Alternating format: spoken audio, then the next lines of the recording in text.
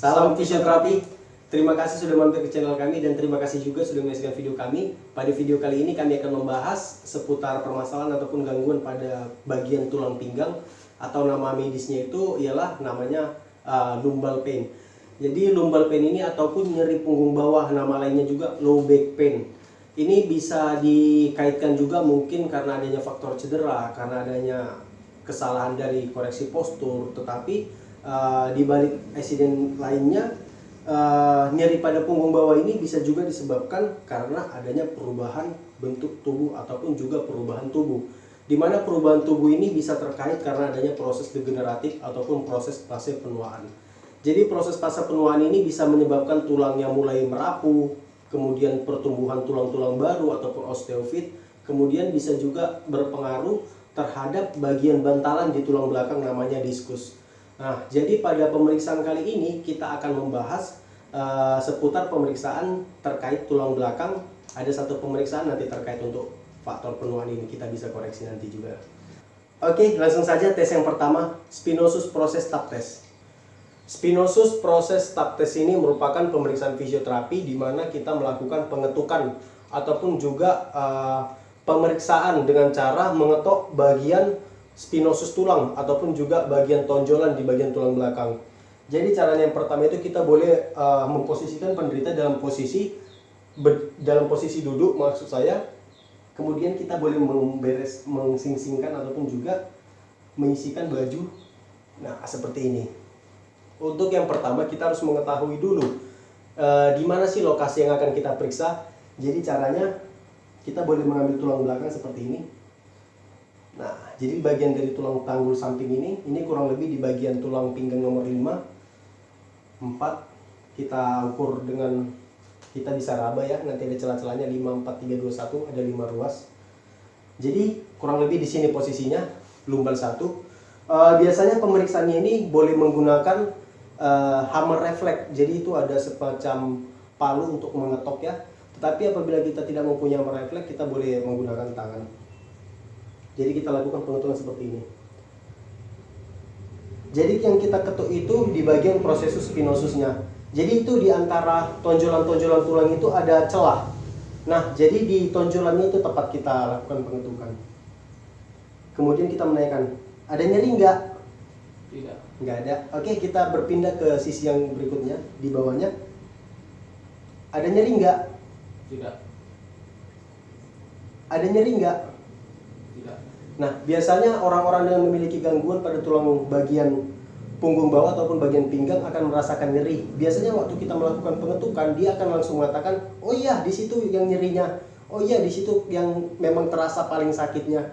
Jadi dengan cara pemeriksaan seperti itu kita dapat memeriksa di mana lokasi yang terdapat nyeri, dan juga apabila terdapat nyeri pada lokasi pengetukan itu ialah merupakan faktor ataupun juga perubahan dari faktor tubuh kita, contohnya fase degeneratif. Nah, apabila nyeri pinggang yang terlalu lama sehingga menyebabkan adanya nyeri yang menjalar ataupun radiculopathy pain. Jadi itu bisa dikaitkan juga dengan adanya gangguan pada diskus. Nah, jadi selain tulangnya kena, diskusnya juga boleh kena. Nah, apabila di antara teman-teman ataupun di antara keluarga teman-teman ada yang merasakan nyeri seperti itu, terutama untuk orang-orang yang sudah 40-50 tahun ke atas ya, itu lebih sering biasanya terkena. Kita ada beberapa latihan ataupun home program yang bisa dilakukan di rumah.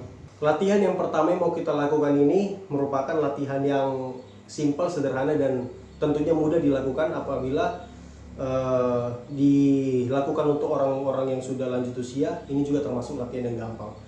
Oke, latihan yang pertama itu kita boleh mengangkat kaki kita satu persatu. Jadi kita boleh melakukan latihan ya, ataupun terlentang di atas matras ataupun di atas tempat tidur. Kemudian kita mengangkat kaki satu persatu ke atas. Yuk, angkat satu persatu. Oke, turun. Nah, ini adalah latihannya. Terus iya, kita boleh lakukan 15 kali per sisi. Nah, terus angkat lagi. Iya, satu persatu. Oke, apabila sesudah 15 kali kita boleh berganti ataupun melakukan dengan sisi yang sebaliknya. Nah, apabila sudah 15 kali, kita boleh melakukan latihan berikutnya. Latihan berikutnya ialah latihan mengencangkan perut.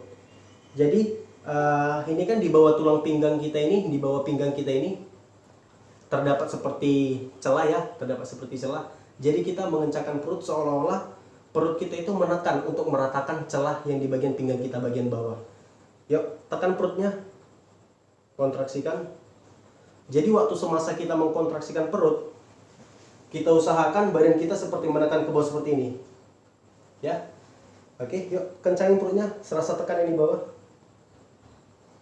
Kencangin, serasa tekan juga. Nah, ini kalau dilihat ini perutnya agak sedikit masuk ke bawah. Yuk tekan lagi.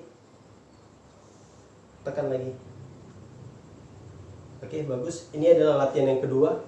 Kemudian latihan berikutnya yang boleh dilakukan ialah latihan memegang satu kaki, jadi knee to chest. Oke, lutut kita.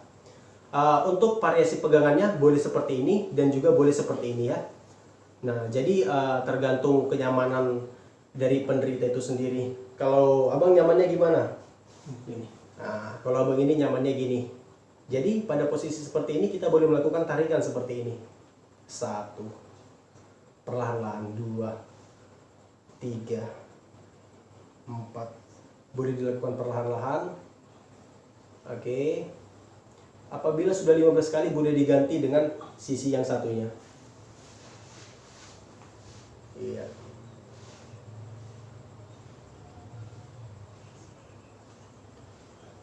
Oke. Itu adalah latihannya. Untuk berikutnya apabila penderita ataupun teman-teman sudah mampu melakukan latihan yang seperti itu, kita ada latihan yang agak lebih sedikit sulit. Jadi yang pertama kita lakukan seperti tadi gerakannya knee to chest, tetapi kepala seperti ingin mencium lutut. Yuk. Ya. 1, 2, ini boleh ditahan 6 detik, turun pelan-pelan. Angkat lagi. Tahan 6 detik, turun pelan-pelan. Ini boleh dilakukan 8 kali. Apabila sudah 8 kali, silakan berganti dengan sisi yang sebaliknya. 1, 2, 3, 4, 5, 6. Lalu 6 hitungan. Lagi, ulangin sampai 8 kali.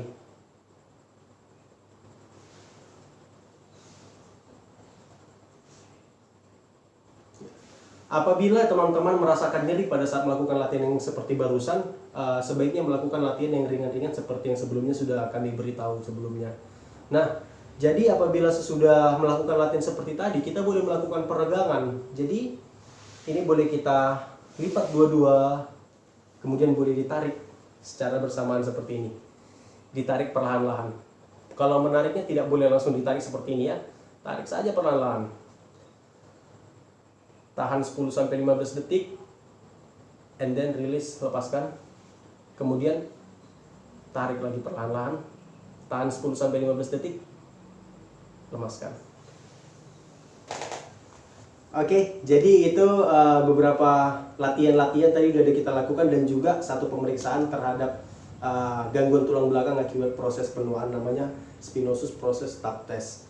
Nah, untuk sarannya ataupun edukasi nanti boleh disampaikan oleh teman saya.